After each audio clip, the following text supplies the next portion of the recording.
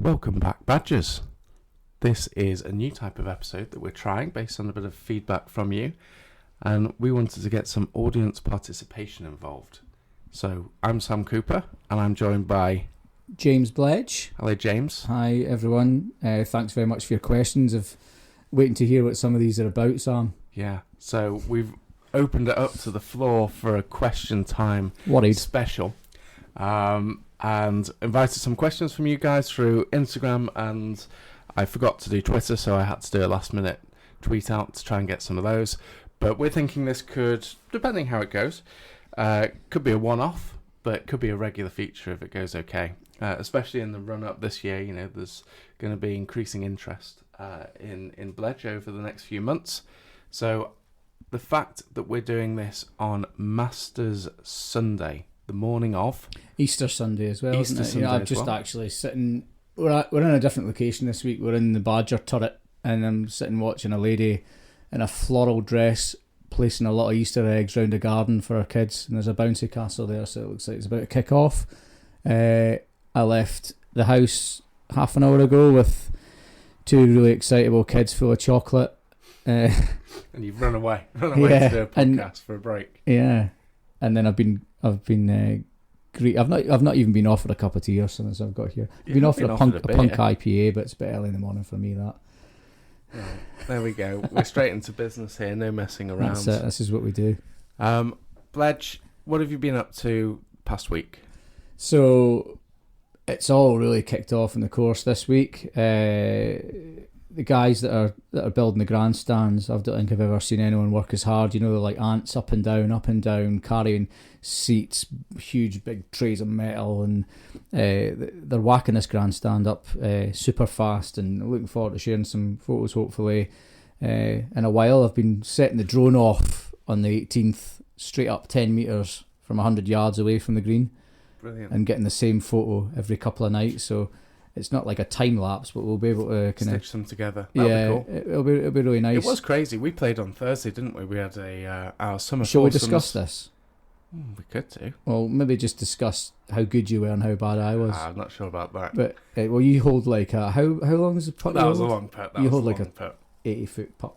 Yeah, we had a good finish, didn't we? To sneak it on the last. Yeah, we did. Hit you up against the fencing of the grandstand, which was nice. But when we started, they just started putting the seats on that grandstand, and then by the time we got round to the 14th tee, they finished it. Yeah. So they'd finished that side. Crazy how quickly they work.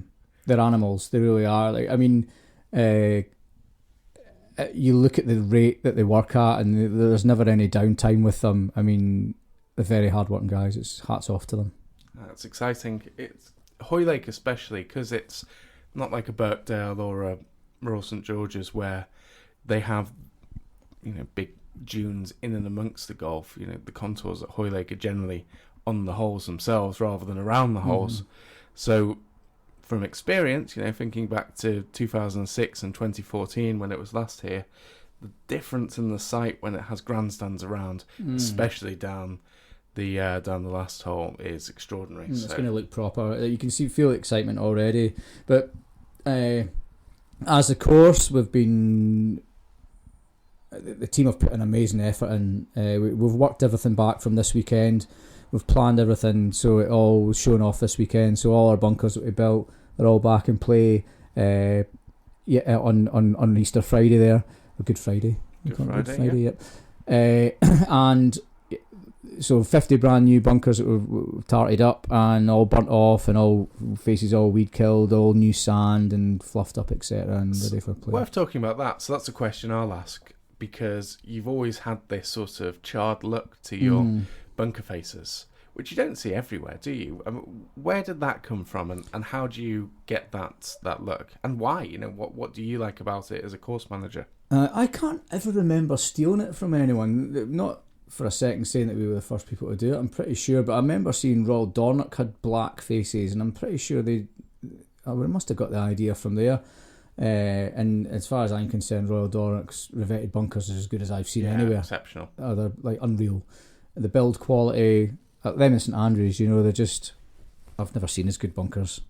and they were always charred off. So we started doing that at Deal, and it just made them stand out. It gave us more consistency. With south-facing bunkers, you'd always have them burned off naturally with the sun, but then north faces would always grow in. You have courses, it's horses for courses. You have places like Carnoustie that grow their faces in with grass, and they'll fly mow and trim them. And the great thing about that is they'll last a lot longer. Yeah. But it's just personal opinion. I just quite like ours to be burnt off so there's no sand. I think it shows off the craftsmanship, and they're a lot more apparent from the tee. You can see every single bunker and they really stand out, and the consistency is there. If you get bunkers that are sitting east and west, and you might find in the shade they've got grass, and then where the sun comes round and hits it, it's all burnt off, and it just, I don't know, that would really scruffy to me. Talking about the different, everyone thinks, revetted bunkers, especially on the open rotor course, everything's the same. And the fact that you just said, Carnoustie has a different feel to, say, Turnberry, which has a bit of a mix of rough edge and greenside revetted, and Hoylake, where, you've gone for this real black-face look, which looks fabulous. And then I think of Muirfield, and Muirfield, again, they have revetted bunkers, but then they take a layer of turf over the top, don't they? So they actually cover it up. It's more like Carnoustie, where it's actually just, that's the grass growing in, and they've just fly mowed and trimmed it. Yeah. I'm sure. But the Muirfield ones, where they differ is they have rolling, like you're talking about, the bunkers roll in a lot more. Yes. Whereas at Deal, we would kind of revet up that. But they are revetted underneath. I watched them do it once. So if you peel the top layer away, down. If you peel the top layer away, there's like a layer of revetting turf underneath. And they're stunning, they're great, yeah. So it's interesting that, because every course should have its own character. Oh, definitely. We don't always want to be the same at all. No chance. It's. I think that's what's just variety is the spice of life. I'm a big believer in that. One thing I noticed, because I've just been up to Dornoch this past week and a few other places up in the Highlands, it was interesting how thick their revetments are. Yes. They seem to cut the turf just thicker than, well, yours were probably thicker than Craig might have done it previously, so there were fewer revettes for the same area as Craig, but then at Dornoch they would have fewer than I think you would have. Right. Is there something do you think there's a happy medium, or how do you determine that? I quite like the revettes nice and thick. Thicker the better. You'd usually set a tough cutter almost as deep as it would go. Less work, really, essentially, if you're not putting in loads of revettes. If you were to buy a revetting turf, and I remember when they first started selling it, it was very thin. You'd be lucky if it was less than an inch. Wow. And you would have, I remember seeing, they looked unreal, but I remember seeing for the first time the bunkers at Dundonald, and they literally had hundreds of stacks of revettes, because the revetting was so thin, and it did look unreal. But for me, I just get them nice and thick, and then when we strip from the turf nursery, we'll replace that. The sod we've taken out, we'll replace that with soil that we've made ourselves, and then we'll buy bought-in turf, just low-grade fescue, cheap as chips, and cover that back over and start again. Okay. So then the field's not going lower and lower and lower. Yeah. Okay. So that does that. This ties into a question someone asked me when I was at Castle Stuart. For me, Castle Stuart's bunkers probably my favourite. Yeah, agreed. Of anywhere I've been. Yeah, they're insane. Because every single one is different. Mm-hmm. Every single one is unique, is a piece of artwork in its own right. Mm-hmm. And if you said, what do you prefer, rough edge or revetted? Well, you can't answer that question when you've been to Castle Stuart, because it's like, well, no, I like them all. Because every single one's different. And, they serve different purposes at different parts of if you finish it in nice sort of neat flat lands, then you're probably going to have a different look to something that's stuck into the side of a blown out sandhill. And interestingly, between Hoylake, where we're talking about, and Wallasey, which is just the other point of the Wirral Peninsula, where I'm working with our kid. And I, John. Every time. So down there, they can go for a rough style of bunker because that's their landscape. The landscape is big sandhills and a bit more rugged and a bit rougher than Hoylake, which is flatter and a bit more polished because of the nature of the competition and the nature of the clubs. So, and the maintenance on these is so much less. I mean, if I was to count up how many hours we've used doing the bunkers myself and Craig over the last 10 years compared to what Castle Stewart have done, it would blow your mind. Yeah, I reckon James Hutchinson at Castle Stewart hardly has to do much to his. I'd stand to be corrected, but it'll be repair jobs, tart up jobs, but not like full redos every single year, because the kind of whole essence of that is actually making them weather, like our sand scrapes. When they go in to start off with, they don't look great because they're so fresh, but you let them weather, you let them grow in, they look stunning. I've said this on the podcast before. It was a great line that Ben Warren, who's a North Berwick guy who is great shaper, Ben, worked all over the world, helped Kai Golby build the tree farm, working in Japan, I think, at the moment. But we played together at the Renaissance Cup in, not as a partner, but when you go out and play eight guys all playing for an evening loop. And we were talking about the sand scrapes there that Clyde Johnson and Angela Moser and Eric Iverson had built, which are fantastic. For me, that's probably, it's right up there with Castle Stewart in terms of the quality of the open sand there is just extraordinary. And if anyone hasn't been to St Patrick's at Rossapenna, it's somewhere I would utterly advocate for you to go. Get out there, yeah, you've got to go. But we were talking about them, and he said, you want them to feel like it's a state of perpetual, what did he say? Perpetual decay? No.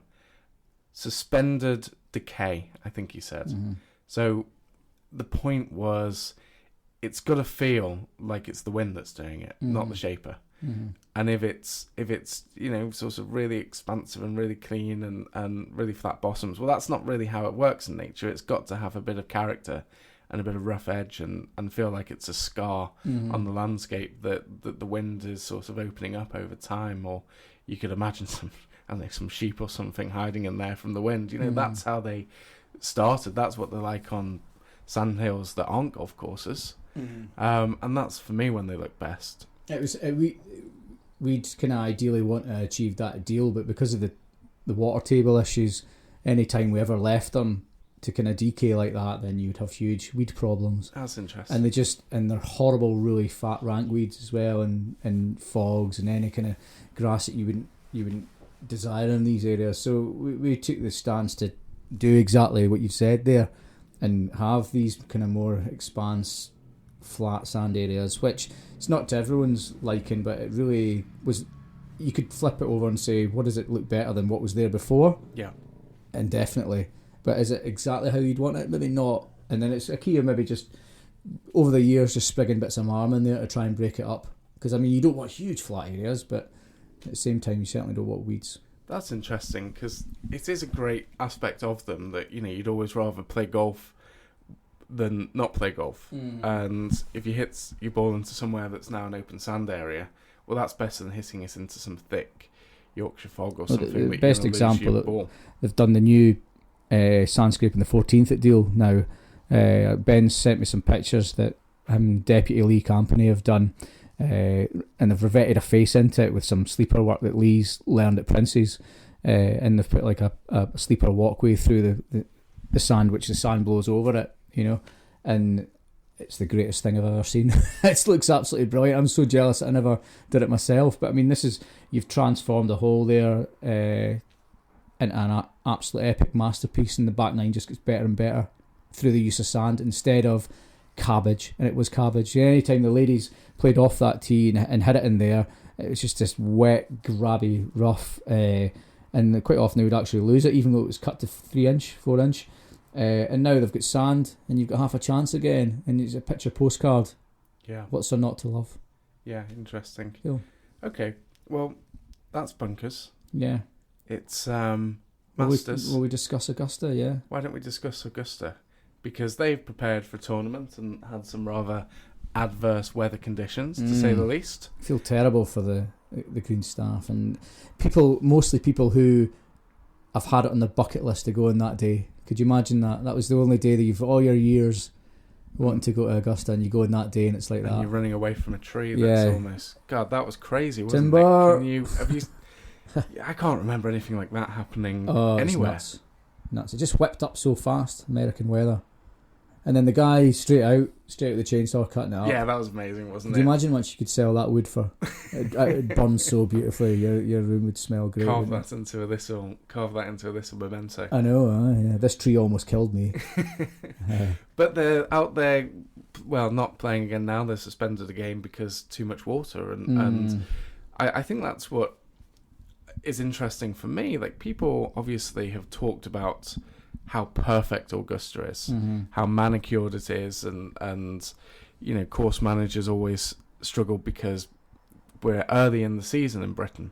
But for Georgia, it actually comes right at the end of their playing season, and then they close for Augusta was built as a winter golf course to give people a break from they travel south from the cold north over the winter and they play golf there. It was meant to be a holiday golf course.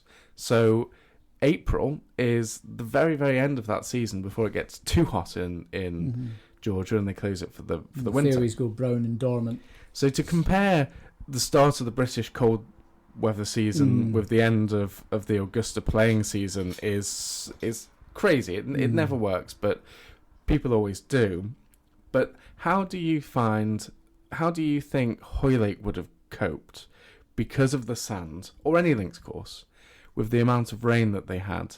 And they can do the sub-air, and they can do all of the other drainage things they do, which cost a lot of money. But it's always going to be on heavier soils compared to sand. How do you think those soils make for a different golf course over here? Well, I think Augusta is sand capped. I'm pretty sure it is, but I stand to be corrected. But still, underneath that, you will have heavier soils. I am shocked on how well Hoylake drains. I've been here for 14 months now or something. I've hardly seen a puddle. I've not seen the greens puddle up yet. No. And we have a finer sand structure here than what we did down South Coast. It's quite near the water table in bits as well, and still, it doesn't puddle up.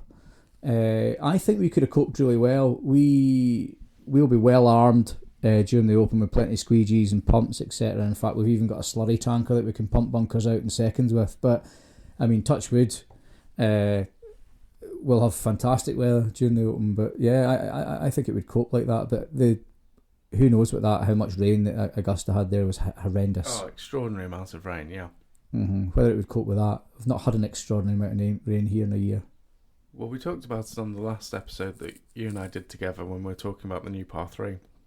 And it's that's the green that was replaced is the only one I can remember really struggling if we had a deluge like that. And there are all of these reasons, but if ever there was a 12-month of the year golf course, Hoylake is it. Yeah, and Rye for me. Rye is... Yeah, Rye keeps pretty dry. It does actually, yeah. I can't think there's many wet holes in Rye. No, Rye I think drains all really three well. Courses, St George's, Prince's, Deal, all have puddling issues. That's interesting. Water is so close to the sea level, Do you think that's the thing rather than the sand structure? Yes, I definitely. I mean, we would spend winters. I had a ultimate weapon, Mac McDonald. Every day he was out there pumping water, just come straight back up. It's just water table, and you could pump as much as you want just to keep on top of it, but it just keeps coming back up.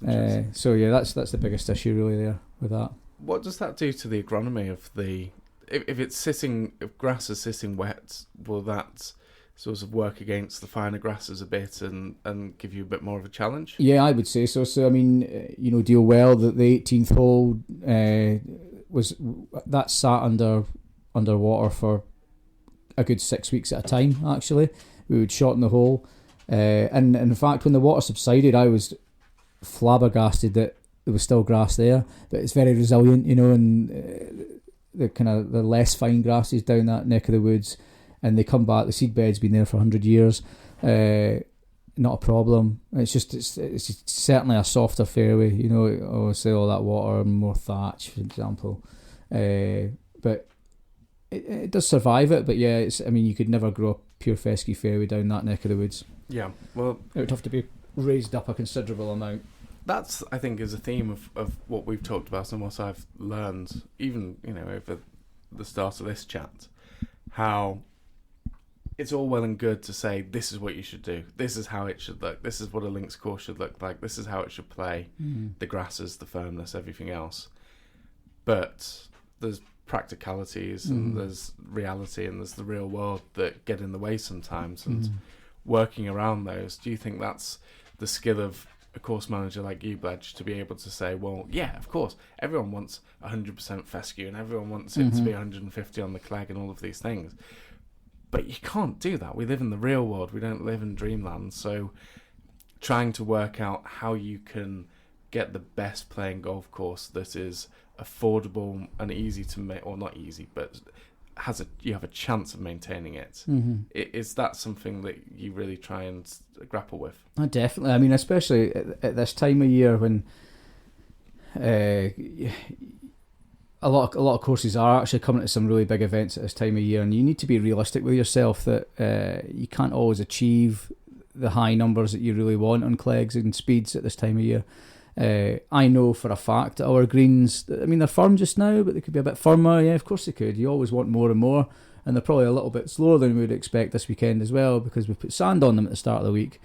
And people might think, what, you put sand on them at the start of the week when you've got your first big comp of the year? But yes, we did, because we've got a bigger comp coming up, and we need to kind of take every opportunity. But obviously these things kind of have their detriment as well when it comes to playability, but then it's all about the bigger picture. But yeah, you do have to be realistic at times, especially when it comes to water table issues and stuff. You can't fight that. You can't fight nature, can you? Not at all. With it. Why would you want to? And that golf's meant to be played in a place that's natural as well. Let's not go over the top. Okay, well, that all makes sense to me. So should we turn to some of the questions that have kindly been sent in to us? This is exciting. Let's find one. Okay, there's a couple here. There's a back-to-back question here. So let's start with Golfer's Dream. Golfer's Dream asks, Bledge, firstly, what key things helped you move through the ranks as a young greenkeeper? Okay, that's a good question. I would say, for a start, I really loved the job. That helped, of course. And I think I had very encouraging parents that kind of tried to push me through it as well, and help me along the way with everything. But like, very supportive. The biggest thing, though, I would say, was kind of not clipping my wings and letting me go places, or encouraging me to try out other countries. They were good travellers, etc. But getting different experience from different places. Trying to get foreign experience, trying to get experience with, say, if you're a young greenkeeper, really what you kind of push on yourself, try to get mechanical experience, irrigation experience, construction, growing, all these things, trying to get as many strings to your bow as possible. I think that's the most imperative part. Yeah, I think I'd point people to the Lee Struss episode, the episode we recorded with Strussy, because you talk about that a lot, don't you? And that was really interesting for me. There's so much you can learn in college. Yeah, you can go to college, but the best way for me to learn was always on the tools and on the job. I see a lot of people. I follow Chris Haspel's son, and see him just now out in America shaping for, I think, Gil Hans, and I think that's fantastic. That's exactly what I maybe should have done as well. I kind of did that a little bit later, but I wasn't actually. He could end up being a top shaper, getting more on the tools. I could have done quite a bit of more the growing side of it, but all these things, it's so exciting building golf courses, and yeah, I'd love to kind of went down that route a little bit more as well. But yeah, just try and get out there and get as much experience in every single corner of the industry as you can. Makes sense, because it's such a broad industry, isn't it? And like we're just saying, you're preparing for an Open Championship. The guys preparing for the Masters. They're the same. It's the same job, but they're also very, very different. And if you only have exposure to one small part of the industry, then I guess that makes sense that you'd want to see as many parts of it as possible. Yeah, you need to be all rounded, because as my dad said, there's always someone out there better than yourself. And that follows up to his part 2 question with the advice that you'd give to young greenkeepers wanting to be course managers one day. I really believe in investing in yourself. I think there's only one person that can do it. No one else is going to blow your trumpet or go out there and do it for you. You need to not hang about and wait for the club to necessarily pay for all your education or whatever. You need to go out there, study yourself. You need to put yourself forward for volunteer opportunities. If it means taking holiday, it's fine. You'll get it all back tenfold. Yeah. A lot of people have got a bad attitude, I think, when it comes to, the amount of times I've seen, I think when I put the apprentice competition out there, the amount of older people that had sent me messages saying, well, these people, they should be getting paid for volunteering. I'm like, well, not necessarily. You don't get paid for volunteering at the London Marathon. It's all about the bigger picture. It's all about getting that experience, meeting the people that could be your next boss. You don't get nothing in this world for free, and you've got to go out there and grab it. And I certainly did that, and I would say I've reaped the rewards from it. I've got a great base now of people that I know that I can go to for advice in the future, or for jobs, or anything. And if you're young and you've got the balls to go and do that, then why wouldn't you? It's not all about getting paid for everything all the time. Yeah. I know we need to work for a living, yes, but you've got to think of the bigger picture, and you get more money back in return if you do these small sacrifices now. Yeah, well, I'll probably get hammered for that again, but as someone who went and lived in a van for 2 years to go and see everywhere before I started my architecture career. And how much money would you have lost out doing that? When you could have been working. It's the biggest thing. It was the biggest waste of money that you could possibly imagine, because it wasn't just the fact that the time away from working a proper job, like having a proper job. And look, don't get me wrong, that's an extreme, and I'm very lucky, very, very lucky that we were able to do that. But equally, it wasn't easy. There were times when we had to kind of hustle and try and make it work financially and everything else, and there's stuff going on. So, but I'm not saying, oh wow, look at me, this is amazing, how good am I? No, it's like not about that at all. But there's no way I'd be able to work and develop as an architect and everything else if I hadn't gone to see these places. No, definitely. Look at the way you speak now because of that. You couldn't have sat down and spoke about these golf courses like that 2 years ago before COVID. No.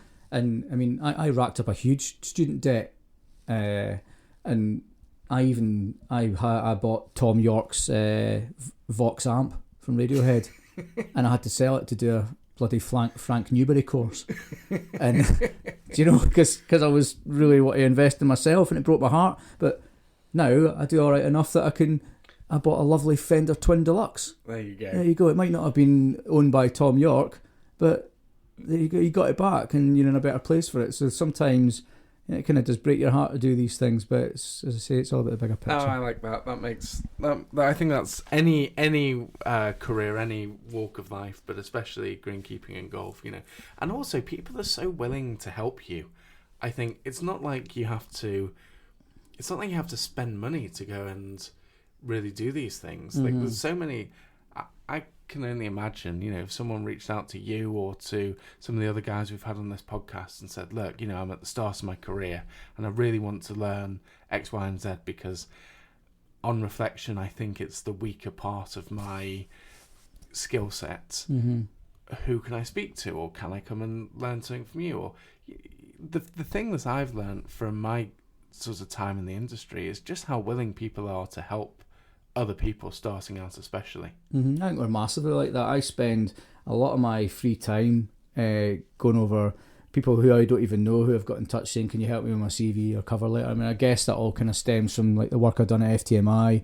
I'm not the oracle by no means. I know a little bit about CVs and cover letters, how to present yourself and what kind of routes to take. And I'll always help anyone that ever gets in touch, and I try and answer as many as I can. In fact, probably all of them, and it's a lot of effort, but a lot of people don't see what goes into that. It's part of a course manager's life, actually, is not only are we looking after our team, we're looking after our golf course for our members, but we actually look after a whole community of greenkeepers, I feel. And I'm not the only one, like look at Lee Strutt's a perfect example.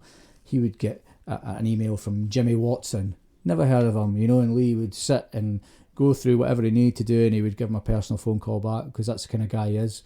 And people like that are saints, you know, for doing stuff like that. I think it's brilliant. That's what's great about our industry.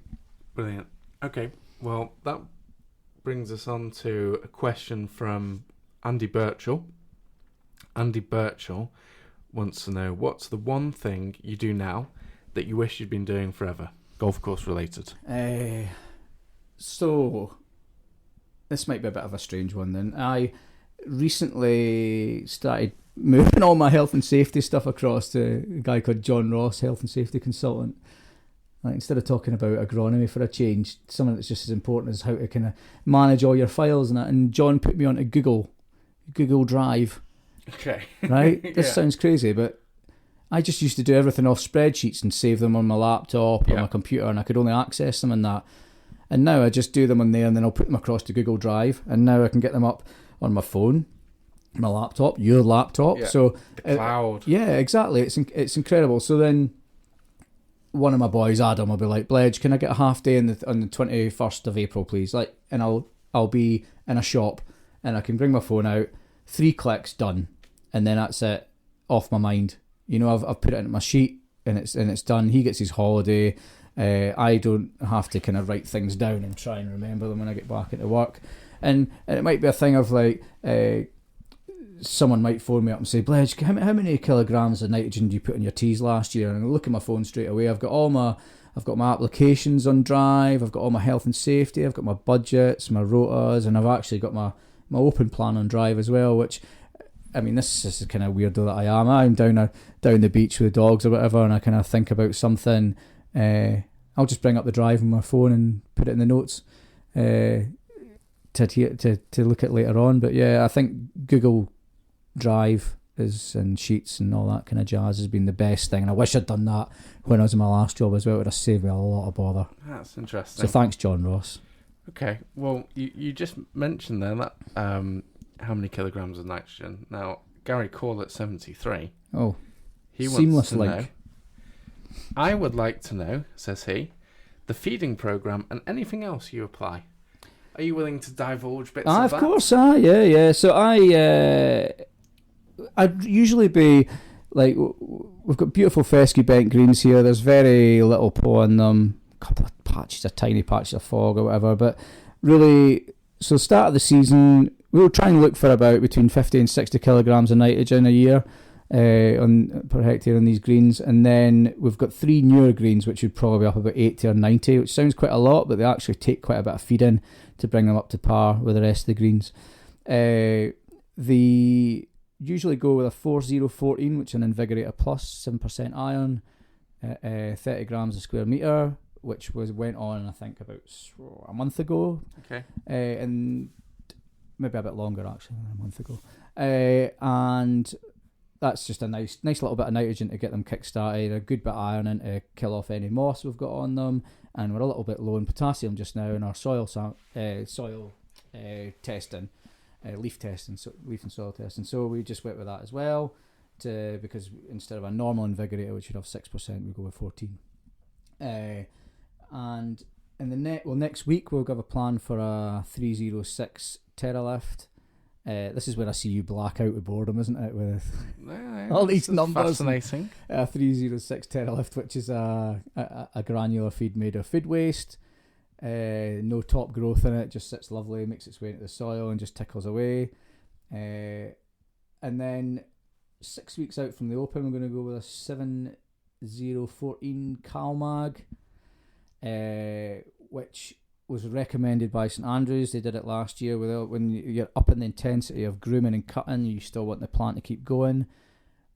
By putting that on 6 weeks out, we've got coverage right the way through, and that was a bit of advice from our agronomy team. And I've seen it work firsthand at St Andrews. They cut a lot, and the greens didn't seem to get stressed because they still had that bit of feed bringing them on. So, what does all of that mean? Because that's gone right over my head. Is it basically just feeding? Is it literally just feeding the grass? Exactly.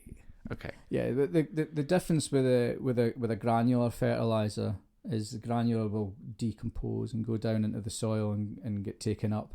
And if you were to spray with a foliar, when you see the sprayer go out, it's going onto the plant leaf. Very great for so that's like feeding a quicker... shallow rooting plants like poa. So if you were on a poa golf course, then using a sprayer and feeding the poa, because you have to feed the poa, is the fastest way in for that. Granulars get taken up a little bit more by the roots, so you're feeding your deep rooting plants, so the fescues and the bents go looking for the nutrition as opposed to having it up at the top. If you were put it this way, if you were foliar feeding and then kind of lightly watering little and often as opposed to deep watering, then your roots would go up. Yeah, okay, that makes sense. It encourages the wrong type of grass. So that's why we go for granulars, really. And if I was to spray a foliar, I would spray it with a really high water volume and then soak it in when I took the wetting agent. So it would draw absorb it right down to the ground. Yeah, so never usually... But it's just not saying that that's the way to do it. It's just the way I prefer doing it. And it works on this site, but wouldn't work on a different site. Yeah, it works really well here. And they respond really well to it. And in the back end of the year, if I feel that in between these granulars they need a wee feed, got agricultural sulfate ammonia 2100, melts down into a spray tank, soluble, and then dissolves. Not melts, dissolves, wrong word. And then you can just control exactly how much you want on. Little bits of seaweed, Colibra wetting agent. I do like the ICL stuff. I've always had great results with it. And yeah, bits of iron, agricultural grade iron here and there whenever, depending on how much I need. If I just want a tiny wee bit of green off them, you're looking at 6 kilograms a hectare. If you feel you've got some disease coming in, up about 20 odd, blacken them. So how do you know when and what to do? Is it how much of it's driven by, this is what I do every year? How much is driven from Ali Beggs or whoever the agronomist saying, sample says X, you need to do Y? And how much of it is driven by your intuition, your eye, sort of looking at the grass and going, actually I want to do something to it? Probably 33% of each. Okay. I would say that I have a plan every year. And you might fine tune it. What time of year you want to put your Invigorator Plus down, which is like lawn sand. When you want to do your other granulars, you fit them around tournaments. This year might be a little bit different from next year, for example. Also going by the testing, organic matter testing, you might change that a little bit. And me and Ali talk about stuff, but I'll show Ali the plan, and he'll look through it. And there's never really too much to change, to be honest. We're kind of straight on the same hymn sheet, me and Ali, straight away, which is great. And then intuition, massive. You can change things last minute. You'd be foolish to go by your plan all the time if you don't think it's right. Yeah. So if you are planned to put down this fertiliser this week and you're looking at them and thinking, I don't think they really need it, they're growing really strong or whatever, you can kind of rein it back and postpone it. I've got friends like Grant Peters down at Parkstone who goes by clip volume, and I know Darren at Turnberry does that as well. It's something that I've not delved into just yet, and willing to be educated on that, and maybe someone look to after the Open to kind of look into that as well. But just now I'm quite a field greenkeeper as well, and it's worked not bad, but there's always room for improvement. So okay, that's interesting, because it sounds, when you sort of go down that route, it sounds quite technical, but then I suppose everything sounds technical when you don't really realise what you're trying to achieve, but it makes sense if it's like anything, isn't it? I suppose if it's a houseplant that, God, your houseplants are not looking great dead just now. It's as well seeing Harriet's not here. Well, Harriet's been away for a week and I think I've killed them. Oh, God. Need some remediation, Bledge. Can you fix them for me? CalMag. A bag of CalMag and that, and it still wouldn't perk up. Okay, well...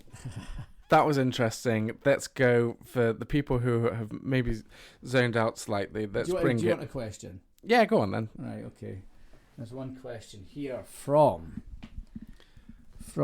Tristan Lee, 92. Is that right? Yeah. Sam, it's asking about what other golf courses do you think should be on the open rota? On the open rota.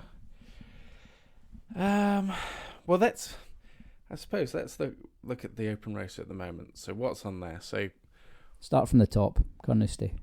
Well, if you think of the ones that are the RNA are going to go to regularly, because the R&A wants to make money from the Open. You know, it's their biggest source. Well, it's their only source of revenue, really. So obviously they make a lot of money at St Andrews. Last year was massively successful. Is it the easiest viewing experience? Is it easiest with the town? Don't know. Maybe a bit tricky. They do well at Hoylake. You know, last 2 Opens we've had Tiger Woods and Rory McIlroy won. We've had massive numbers.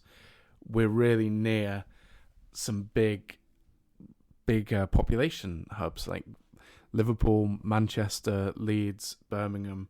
All of those cities are less than 2 hours away. So the number of people that live locally is it's why Liverpool was a big port in the heyday, and then that led to more population. But you know, those things still apply. You need people coming for it to be a good Open.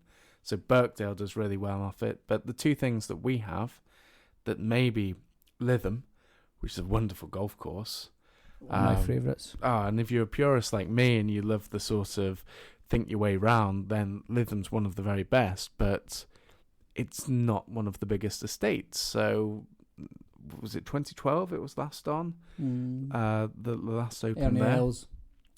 And that was poor Adam Scott's debacle, wasn't it? But, thinking there, so I'd love to see it coming back there, but you've got to be practical with the size of the estate. So it illustrates the point when you're thinking, well, where could come on the Open Rota? You've got to think, well, it's not just the golf course.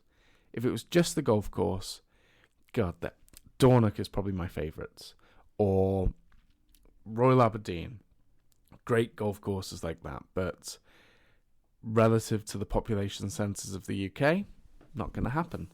Do they have the infrastructure for the hotels, for people coming and travelling and parking and being on site and all of those things? God, it would be a struggle. So we can't just sit here and say, oh yes, it should be. It's only the golf course that matters. Of course, the golf course is the most important thing, but it's not the only thing. So if we think of how the Rota has sort of evolved more recently, okay, it was on there previously. Was it 49 or 52? It was at Portrush first time round. I can't remember. But, went back to Portrush, and how good is that? It was a great success. Great success, but also to be in Northern Ireland. And I think that's so important. So if I were looking round, Scotland is well represented, England is well represented. There are probably a couple of places I could think of that I'd like to see it, but for me, how good is it that it's now in Northern Ireland as well? And in the fullness of time, if you take that logic forward, is there somewhere in Wales? And is there maybe somewhere in Ireland, the Republic of Ireland? Because, it's not the UK. It's the R&A has always been GB and I. You think of the Walker Cup, it's GB and I. It's not the UK. So, and also, there are plenty of Walker Cups that the R&A run. There are plenty of amateur championships that the R&A run. This have all been in the Republic of Ireland. Not as many as Scotland or England, but that's just an historical evolution of the events, I suppose. So I think, is there somewhere, other places in either Wales or in Ireland that tick all of the boxes? Obviously, Porthcawl down in the south of Wales is the most obvious one. I think they've been talking about that for years and years and years. And again, it's if it's not the golf course that would ever be the limiting factor there, it's, I guess, a bit of the practicalities with logistics and hotels. But, Cardiff and Swansea are only down the road. It's not far if they could work that one out. So there's land around Porthcawl that means they could probably have all of the circus, the shop, the tented village, the parking, the players' compound, the media compound, the camping village, all of those things that are so important. It's been tried and tested well, hasn't it, with the seniors and the ladies? It's had both, hasn't it? The women's and the seniors. Definitely the seniors. Yeah. But of course, the Open is, as we know very well, is not just one step above in terms of size, but about 10 steps above, isn't it? So that would be the most obvious one that I could think of, and course certainly good enough, you know. Oh, undoubtedly. And the course manager there, Ian Kinley, is as good as you'll get anywhere. You know, he's top of his game, and very impressed when I played it with everything that he's done there. It's amazing. Okay, so that's vote number 1. Vote number 2 would be somewhere in Ireland. So it can't really be West Coast because of logistics. You'd want somewhere around Dublin. You know, they've done a lot of work at the islands. But for me, we're working at Royal Dublin. Bunker project that's gone down quite well there. But for me, got to be Portmarnock. Mm-hmm. I think Portmarnock could be my favourite as a purist links golf course with firmer surfaces than pretty much anywhere I've played. Portmarnock's got to be the one. And Malahide's a great little town where it is. It's, you know, you can stay in Dublin, get the whatever. It's not far from Dublin. What a night out that would be. See when you fly into Dublin Airport. Yeah, I've never played it, but oh man, it's so good. But what a night out that would be if you went to Dublin for an Open Championship. Oh God, Dublin's my favourite city. And then they've got the space as well. They've got 27 holes there. They've got the yellow 9 that's sort of spare with some really good holes on it. Mm-hmm. But the main 18 is extraordinary. And one of the things regular listeners to this podcast will know is I am one of the biggest advocates for firm golf. You know, I think from an architecture point of view, it's firm surfaces that make the difference between key, isn't it? I agree. Yeah, good strategy and a hole that the pros can push over. And Portmarnock does that better than anywhere. They've got the space. They've hosted Walker Cups. They've hosted amateur championships. There's a bit of a precedent. So, look, who knows? Would that ever happen? Would that ever feature in the plans? No idea. But it's somewhere I'd personally love to see. That would be well and truly up on the list as well. So they would be my little votes for Tristan there. That might bring us a little bit onto something. Project under par. What is your dream course, Sam?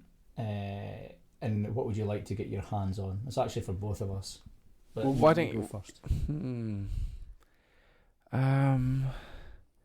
I'll tell you somewhere I'd really like. So last week went up to the Costa del Dornoch, and it was short sleeve weather, end of March, and I mentioned, you know, Royal Dornoch. That's my favourite golf course. Mm-hmm.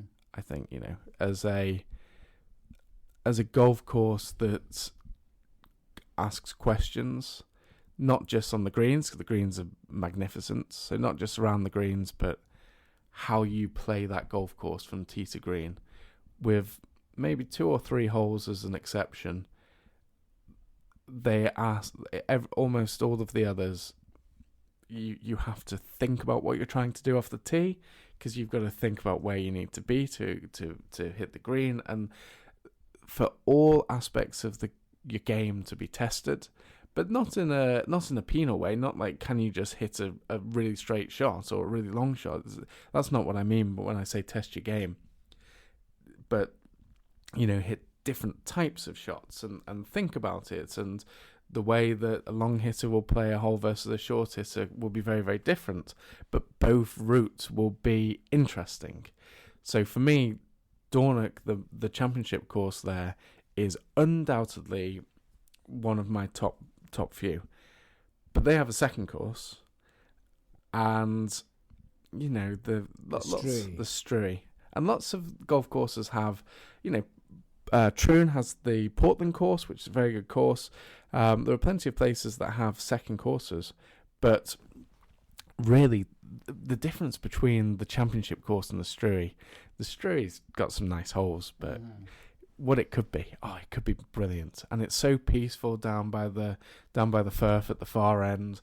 And they've got a big membership at Dornoch and a big local, well, not an enormous local membership because of where it is, but a lot of locals who play golf there. And over the summer months, you know, the championship course is packed. Mm-hmm. You can't get on the championship course.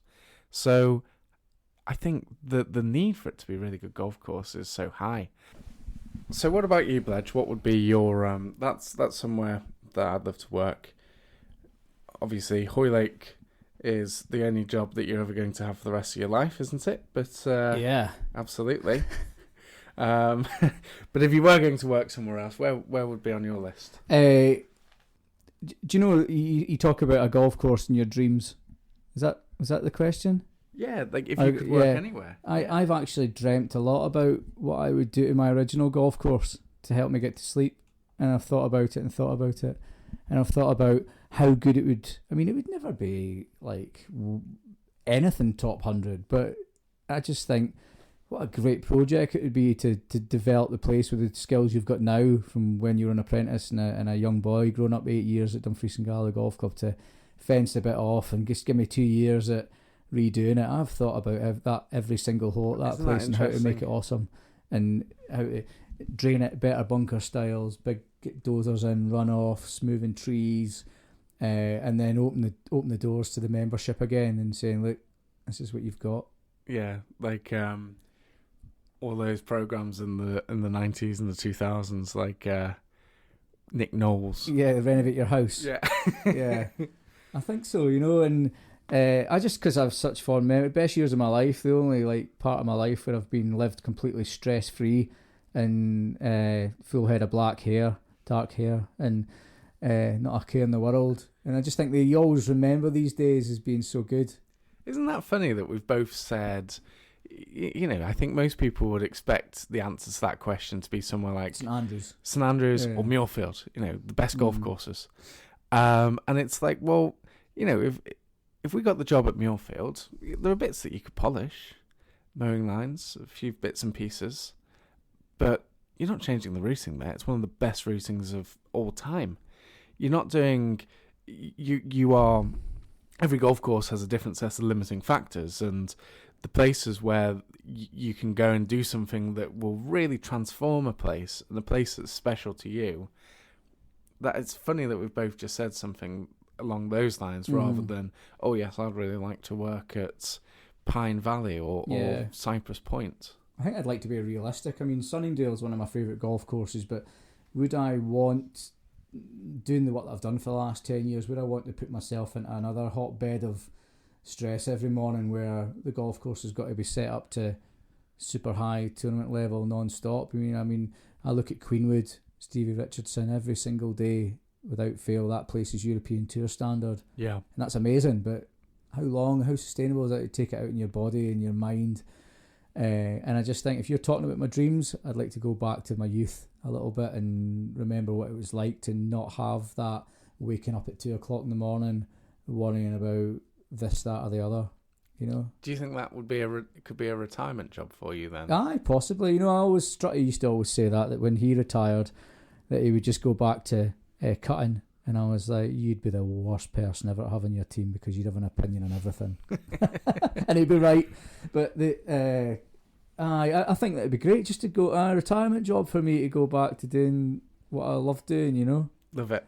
Yeah, it'd be nice. Or consulting, I'd love to, we talk about dream jobs, I'd love to go around golf courses and discussing with greenkeepers about like best practices, and not just about the grass, but about everything, how sprayers are set up, or how best to manage your timesheets or your budgets, stuff that we don't. I can 100% see that, because there are so many golf courses where, if you're just in your lane and you're under-resourced, you're probably going to be overworked. If you're overworked, you're not going to be able to travel and see other places and pick things up as much as perhaps you have. And if you can bring someone in, not to take over the job of someone who's working at a smaller budget golf course, but to help them and plug that knowledge gap and give them a bit of the skills and confidence to say, no, what you're doing is spot on, crack on doing it. And if your members are complaining for something, well, they can now go and say, well, James Bledge, who's the course manager of the 151st Open Championship course, it would, I can absolutely see that. That makes sense. I think the dream scenario in that position is when the course manager, the head greenkeeper, asks for your help Yeah. You know, as opposed to him or her being told, you know, saying, oh, by the way, this guy's coming in to help you. Oh, really? It kind of gets your back up. Like, it's coming in to mark my homework. That either, exactly. You know, it would be an amazing job that as a consultant if someone reached out to you and said, look, can you come in, and just say you had 20 people doing that and you just followed your way around the country doing that. I'd absolutely I could see you doing that. No, that's okay. Let's take one from Twitter. George Corbett, someone you must know from, George, the lovely George. We were talking about southwest Scotland. George wants to know what the difference is in the turf types and how you go about managing between southeast England down at Deal and northwest England at Hoylake. Good question, George. George, good guy. Course manager down at Powfoot in Annan, southwest Scotland. First job. George is a great example, actually, of someone who had the balls to leave a job as assistant at Southern S, go to deputy at Dunblane, head greenkeeper at Powfoot. If he just sat in that job at Southern S, then he might have made deputy at Southern S, but then he had the kind of get up and go and do that. So that's when, go back to that question we asked earlier on, George epitomised. Is that the right word? Epitomise, not epitomise. I just made a word up. Yeah, I think you've blended a couple of words together. Yeah, so he does that really well. But yeah, good question, George. I think, the sand structure up here definitely has shocked me with how fast Hoylake dries out. I mean, Deal dried out fast because of the winds and the kind of lack of topsoil and the pure sand. But here, it dries out literally in seconds. And there are certain points of the course now as well. I was saying to the team today, actually, that whilst we are ahead just now and we're doing really well, let's target these spots we know are going to dry out this week with some extra wetting agent granules and a bit of extra nitrogen fertiliser. Just even if they go like pinch points or like, if I can say to you, the mounds on the fairways on the open fourth, mounds on the fairways on the open 8. Yep. Before they go backwards, let's get well ahead. And even if they turn into lush green spots on the fairway that are standy outy, that's fine, because I would rather have that than us chasing our tails. So I think for that, the sand structure really is shocks us how fast it dries out, and you've really got to be on top of everything here when it comes to that. And I thought come to the northwest England, someone said, come to the northwest England, Bledge, it rains all the time, it's easy greenkeeping, you don't even need an irrigation system. Rubbish. Do you think you have to micromanage golf courses in, rather than just saying, oh, this is what I do to the greens, this is what I apply, this is when I cut them, this is what, how much sand I put down? Do you think that realistically you've got to treat every green slightly differently in every bit of the golf course? To an extent, not massively. I mean, I know that I've got 3 greens that I treat totally differently, but I mean, I'm trying to think at Deal, we pretty much treated them all the same, and it was more of a convenience thing, to be honest. We didn't have the staff or the time to go treating every single green differently. I remember when we worked in Norway, we would have 3 or 4 greens that we cut at a different height because they were maybe in trees and they get stressed out a little bit more. So you would, when you're cutting creep and bent at 2.5 mil, and John Coleman would like, maybe we want these greens on 13 cut at 3 mil. That little 0.5 mil. This is small corridors, small margins. That make such a difference. So you'd micromanage that, but try to tend not to as much as I can. Maybe working up to the Open, we might be doing it a little bit more. But yeah, you need to make things easy for yourself. There's enough to do. Get ahead of things rather than, like you say. Preventative, not firefighting, I think is a key. Okay, well, we talked about. Just mentioned Deal then. So one of your last projects was a putting green down there. Have you putted on that putting green yet? Yes, I went down and visited last year, and it was just opened by then. And little Dave 80, he wants to know how much it cost and a bit about the project. And are you able to talk about any of those things? Yeah, I would say so. The last 2 big things we did at Deal was the putting green, which I'd always dreamt of doing because it was the bane of my life, pushing water off that thing every morning. It was the worst putting green ever. They built it with all the crap in the world and rolled it in, and it was the shaping was shocking on it. It was little bird baths everywhere. And I went on and on and on about it until they let me do it. I mean, it didn't actually take that much, but it was obviously finances were a thing, and there was a lot of other things to finish in the course. And I always dreamt of like a huge, great big putting green with some great big slopes in it. So we got Martin Ebert in to design it. He did a brilliant design. We raised it right up. But we made it easy because in front of the third tees there's a huge big sand dune that we could take sand from. So got it tested, worked out a mix with the topsoil that Lee Struck came in and screened. We bought a screener for 30 grand. Is that when he almost totaled the the tractor? We don't discuss that. That's bargain. Okay, maybe one day. Yeah. I'm keeping that one up my sleeve for a bribe one day in case he ever has a go at me about anything. But Strutty came in and worked for a couple of weeks and did an amazing job screening all our compost, which we mixed with the sand. We had it all sent away to ETL in Stirling and had it all tested for infiltration rates. Just to let you know that the stuff before infiltrated at 20 mil an hour. What does that mean? So in an hour, it would only the water would move 20 mil. Right. Okay. In the labs. I don't know exactly how big the vessel is they put it in to do that, but basically it's like sludge. You couldn't get anything through it at all, and that's why it puddled up. And I think USGA specs about over 200 mil. Wow. Okay. 250 maybe, as high as that actually. Maybe even, someone can correct me. I'm sure that's just off the top of my head. Yeah, totally. I mean, it pours through. And the stuff we got tested was about 130, 140, so it was really good. And then so we shaped it all up, bulked it out with sand, brought hundreds of tons of sand across from it, all passed by Natural England with a scrape. Martin designed it. Me and Martin were actually out late at night with a tractor and the truck lights on the green, putting the fine shape in it with our hand, and Martin's a deal member, and he was absolutely he really wanted to get this right. I mean, it was like, if anything in his career ever had to get right, it had to be this putting green, because he was like, I know how much it meant to the club and us, and they wanted it to be a reflection of the club, between being, it's a serious bit to play golf, so you'd have flat serious bits for the tournaments, but then you'd have a crazy area for the members, because they're pretty crazy. And we talked about hitting chip shots off tables from the balcony down onto the putting green. We actually said it'd be really cool to clip like a bike light on top of one of the pins in the pitch black and like chip down to after black tie dinners. So we were gonna re-turf it with the turf we took off. But when we started stripping it, and it was the last job I did when I was there, it was because the routing was so poor, it was so wet, it's falling apart.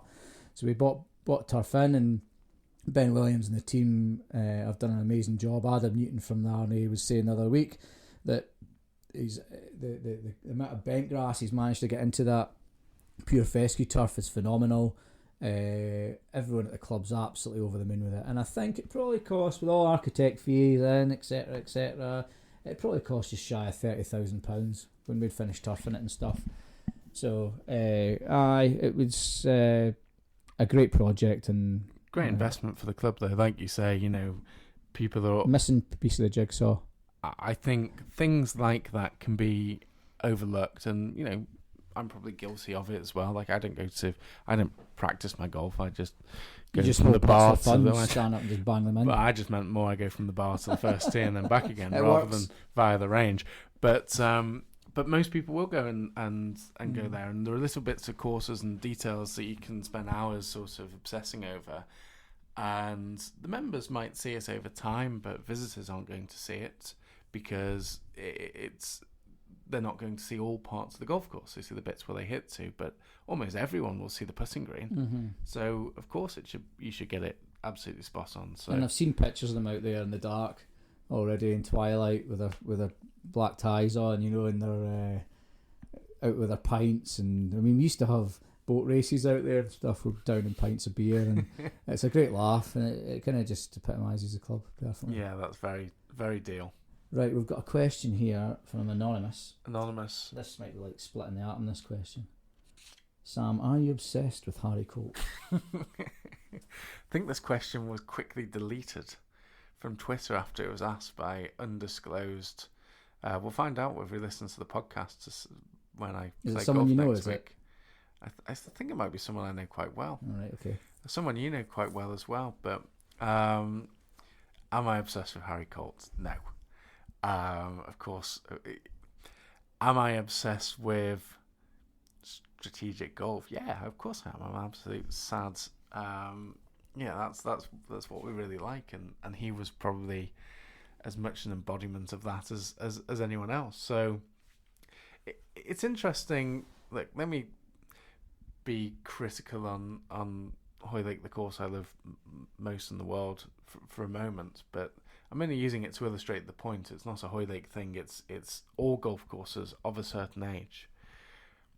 I think it's really interesting how when you have had generations of golfers, green committees, architects playing and shaping golf courses over, in Hoylake's case, 154 years, you end up with a bit of a clash of styles. I don't think that's unfair to say. It's the same as I give the analogy: if you buy a house and then you buy a 150-year-old house, well, probably 5 different generations of people have lived in it, and they've all had different tastes and different things, and it ends up slightly a mismatch of styles. And lots of people won't notice or care, but if you really are interested in these things, then you might. And I think over my time at Hoylake, we've had the changes that Mackenzie and Ebert have done, which are probably different to the changes that, stylistically, slightly different to some of the other things that have happened. You've got Cameron Sinclair worked on the golf course, Martin Hawtrey worked on the golf course, Fred Hawtrey worked on the golf course, Donald Steele worked on the golf course, Harry Colt worked on the golf course. You've got loads of different architects, and for whatever reason, whether it's Frank, my boss, my colleague, always talks about leaving your ego at the door and making sure that you are true to the style of whatever the style of the golf course is, because they're all different, but making sure that you aren't trying to force yourself upon a golf course, your design ideals. If you are doing something that's different to an original plan, it's not a straight restoration. You've got to make it. You've got to apply the same principles. You've got to try and make it feel as if Colt had come back. Because for me, Hoylake is a Colt golf course. It had been around for 70 years before Colt came along, but really, what elevated it and took it to the level that it built its reputation off, the type of golf course as it is, for me, it's a Colt golf course. He built the Alps hole, he built the Hilbury hole, 11 and 12 in normal terms, 13 and 14 for the Open this year. And he made some other brilliant changes to that golf course. But what he did better than anything else is he created a unified style for the bunkering.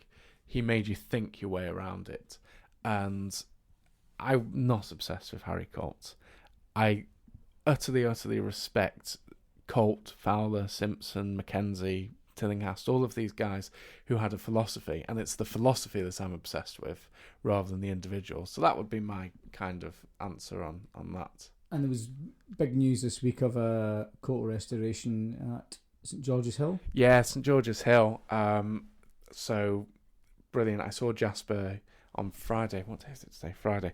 So Jasper, who I've worked with for a long time with the Evalu 18, the prints that Joe McDonnell, myself and Jasper do together.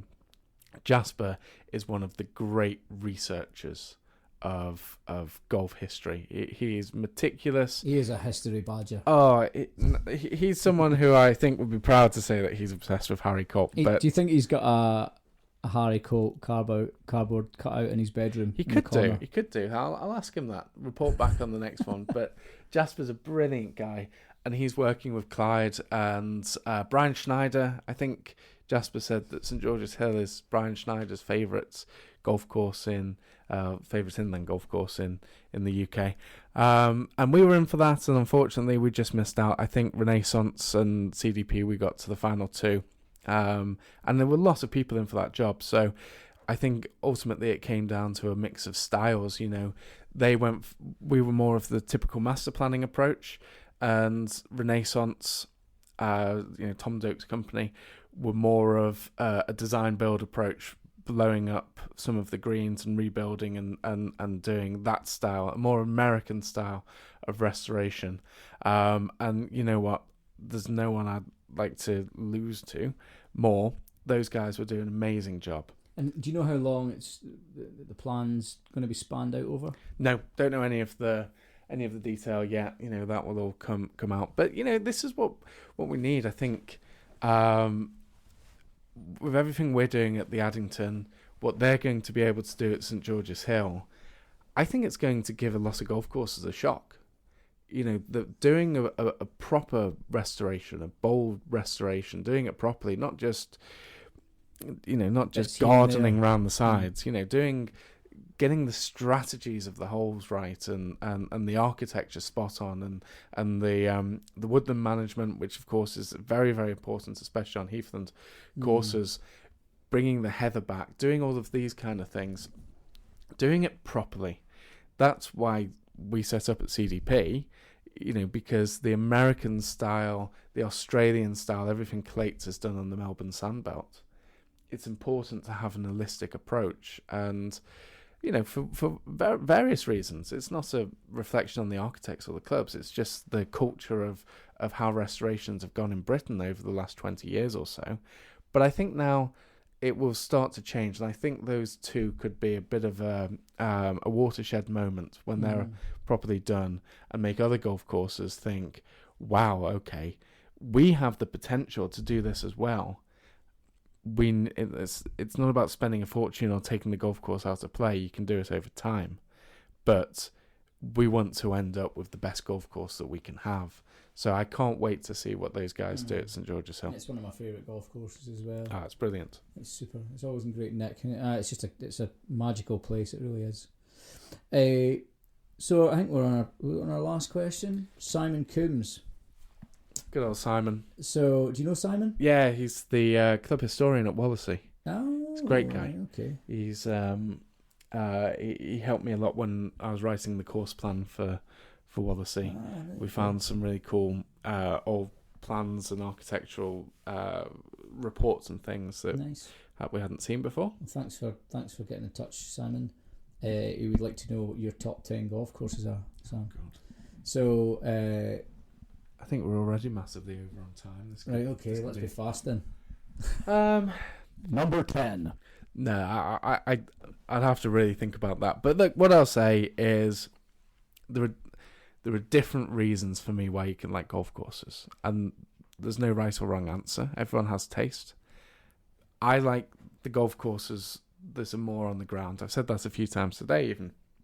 The golf courses that make you think, and they don't have to necessarily be beautiful, but they're golf courses that get better and better every single time you play it. And I put those on one end of the spectrum. And then the other end of the spectrum are those that don't really make you think, but they look really good. And the really, really beautiful golf courses, because they're in a really nice setting. But if you took the setting away and you just played the golf hole, and maybe that was in the middle of a housing estate or something, you'd go, oh, I don't see what all the fuss is about. So that's like my kind of philosophy on different styles of golf, and I just have a preference. I'm more down the former rather than the latter. Of course, I like nice views and I like all of the other things, and I think if you go and play a golf course once, that's what you see, because everyone goes and sees a view.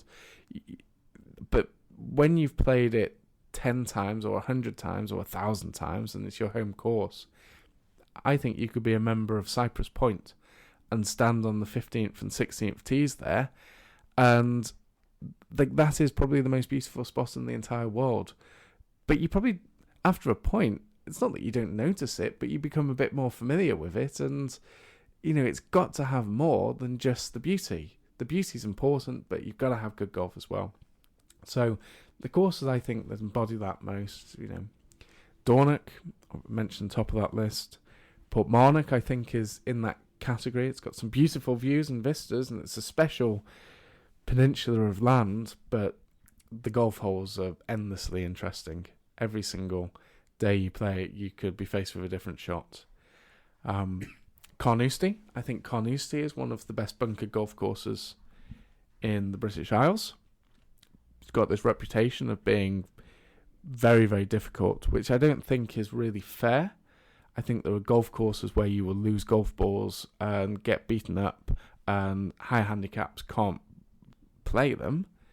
That's not Carnoustie. Carnoustie, unless you're going to burn, you're probably not going to lose a golf ball because the rough is so beautifully managed and it's long and wispy, but you'll find your ball. But it always encourages you to have a crack at something. It doesn't tell you, don't take this shot on. It says, come on, take this shot on. But if you don't get it right, then you're going to be faced with a really difficult shot. So Carnoustie, I'd throw up there. Muirfield for the same reason. Well, maybe not with the rough, but certainly with the bunkering and the routing there, that could be the best golf course in GB&I for me, consistently. The old course for the strategy. I don't know how many that is. It's not going to be 10, but I'll say one more just to make your eyes roll. Royal St George's. Why would that make my eyes? Well, just because I know how loyal you are to deal. They want a rival deal. They want a rival at all. I appreciate. I think St George's is epic. I've always said that. There's some of the best golf holes. 2, 3, 4, 5, 6, outrageous. That run is ridiculous. 8, 9, 10, 12. Yeah. Wow. Yeah. Unbelievable. And then a bit of a really exacting finish then, like 14, 15. 15 is probably the hard, and it's flat, but one of the most challenging golf courses. I always found holes 1 and 18 very, very disappointing for an open golf course. Well, I suppose it's just the land, isn't it? One of the things we do on a routing perspective is if a course comes to us and says, okay, we want to do something to the routing, because you don't just go in and change things willy-nilly, but really it's using the land. That's what we've been working on at Wallasey, is using the land. If you've got magnificent land, use it. And Royal St George's probably has the best land in England, but the land of 1 and 18 are probably slightly less linksy, slightly less interesting, but still good holes in my book. But the good stuff they have there is just so off the charts. Yeah, it's right up there. No, I do love St George's. I love playing there. It's one of my favourites as well. I'd certainly put it in my top. What about you? What would be some of your others? I still say St Andrews Old for me. Yeah. Fell in love with that first time I played it. Everything about it, the charm, the turf conditions, the story, just how different it could be from one day to the next. I adore Sunningdale, both old and new. Me too. St George's Hill. Portrush. Yeah. Absolutely adore Portrush. Royal County Down, definitely.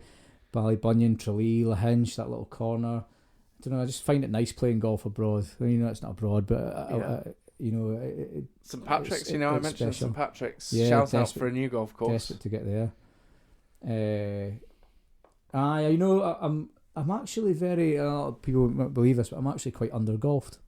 I've got a lot to learn, and I've got a lot of places still to visit. Listening, Jenny. So, I'm looking forward to Jenny's going to visit more golf courses than you are now. Yeah, in fact, we're going to have to get her on as a guest of the show. Yeah, maybe that could be a future episode coming up. Yeah, Mrs. Bledge and her new job in. You won't get her off. Have we got a beep button? Yeah, we. Okay, well, shall we wrap it there, mate? Super. Thanks everyone for listening. Thanks for your questions. There are a few that we didn't get to, but we are very acutely aware that this is a long episode and we didn't want it to get too much longer. So let us know what you think. If you liked it, if it was good, then we can do it again. I think there's probably still 1 or 2 more things that we could cover in future episodes. So we'll keep an eye out, and we may be asking for questions from you again one day. But until then, thank you very much for listening. Cheers, Bledge. Thank you, Badgers, and we'll see you again, hopefully. See you next time. Bye-bye.